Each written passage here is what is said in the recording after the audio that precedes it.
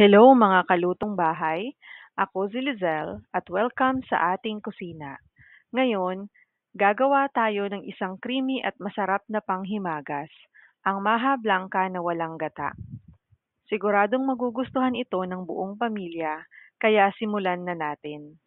Ang unang ingredients na ating gagamitin ay 1/2 kilo of cornstarch. Maglagay din tayo ng 1/2 kilo of white sugar. Haluin muna natin ang dalawang ingredients bago natin lagyan ng tubig.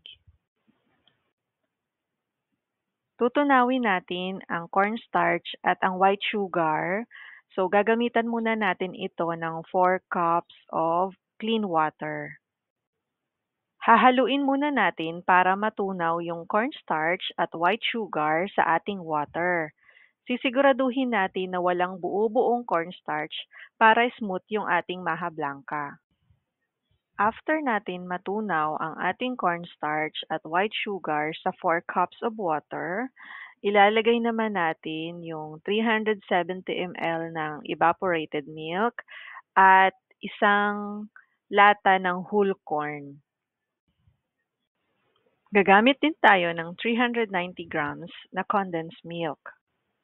Para sa ating dagdag na pampalasa or enhancer, naglagay tayo ng 5 tablespoon of vanilla flavoring.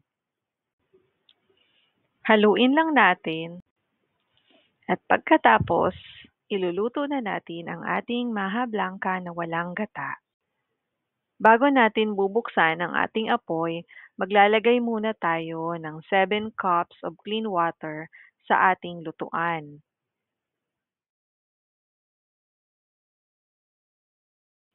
Let's add 2 tablespoon dairy cream buttermilk premium margarine.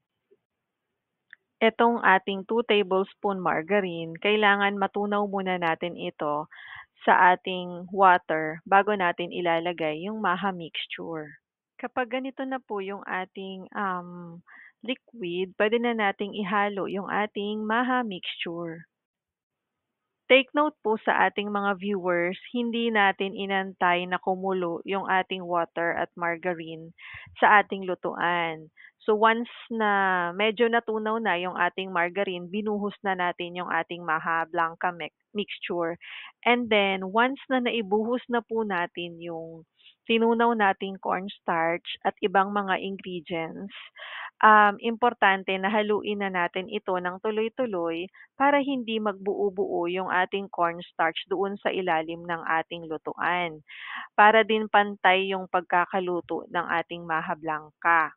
So kapag nakita na natin na lumapot na ito tapos nagiging parang pudding na yung texture niya, ibig sabihin ready na yung ating maha blanca, luto na yung ating maha blanca, pwede na natin siyang isalin sa lagayan. Ibubuhos na natin ito sa ating tray.